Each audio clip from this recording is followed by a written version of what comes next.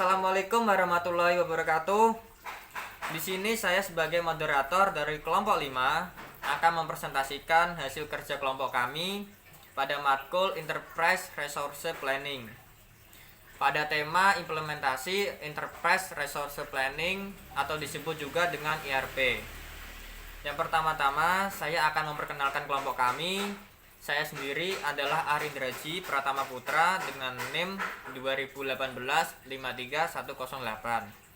Berikutnya yang kedua Deles Lirput Aji dengan NIM 2018-53125. Berikutnya yang ketiga adalah Lukiana Safa Salsabila dengan NIM 2018-53134. Kemudian yang terakhir adalah Nurul Altika dengan NIM 2018-53135. Berikutnya di sini saya akan menjelaskan dari pengertian implementasi ERP.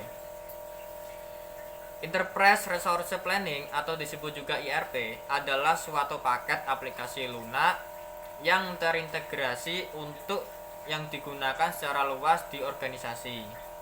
Penerapan ERP yang terhadap menjadi suatu kewajaran karena terjadi banyak kasus kegagalan implementasi ERP di Indonesia pada saat ini. Kemudian di sini seperti menjelaskan seperti contoh akuntansi, penjualan, pemasaran, e-commerce, CRM, manajemen proyek, manufaktur, pemeliharaan, rantai makanan, persediaan, sumber daya manusia, kecerdasan bisnis.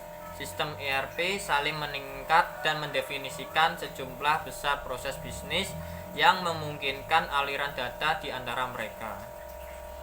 Kemudian selanjutnya akan dijelaskan oleh teman saya. Manfaat implementasi ERP.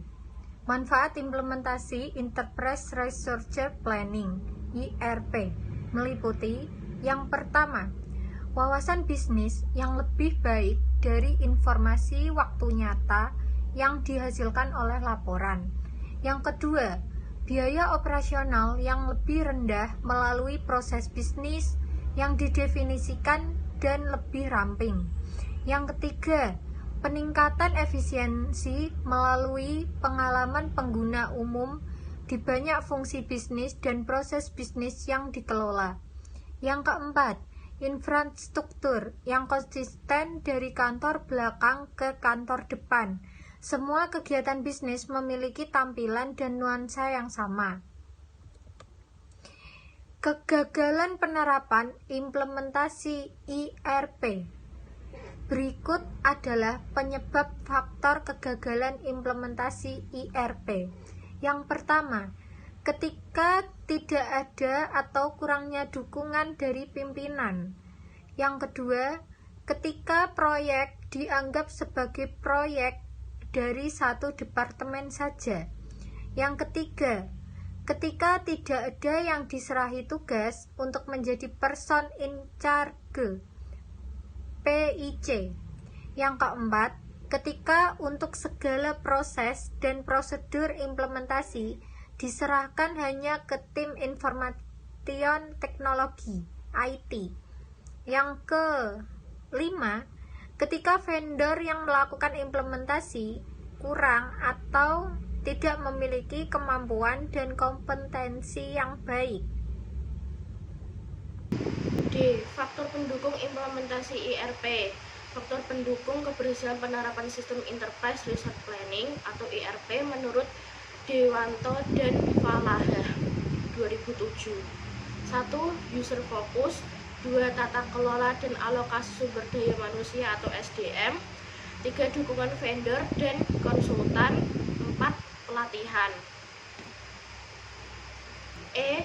Kegunaan pengguna implementasi ERP. Keuntungan penggunaan implementasi ERP. 1. ERP juga memungkinkan melakukan integrasi secara global. 2. ERP tidak hanya memadukan data dan orang, tetapi juga menghilangkan kebutuhan pemutakhiran dan sinkronisasi banyak sistem komputer yang terpisah. 3. IRP memungkinkan manajemen mengelola operasi, tidak hanya sekedar memonitor saja. ERP atau Enterprise Resource Planning merupakan suatu usaha yang dapat mengontrol semua sumber daya perusahaan melalui penanganan data secara terintegrasi dengan sebuah sistem informasi terpadu. ERP atau Enterprise Resource Planning ini juga mengacu pada sistem dan paket perangkat lunak yang digunakan oleh organisasi untuk mengelola kegiatan bisnis sehari-hari. Dengan mengumpulkan data transaksional yang dibagikan organisasi dari berbagai sumber, sistem ERP atau Enterprise Resource Planning juga menghilangkan duplikasi data dan memberikan sumber kebenaran tunggal kepada integritas data. Sekian presentasi dari kelompok kami. Apabila ada kesalahan dan tutur kata yang kurang pantas, mohon untuk dimaafkan. Wassalamualaikum warahmatullahi wabarakatuh.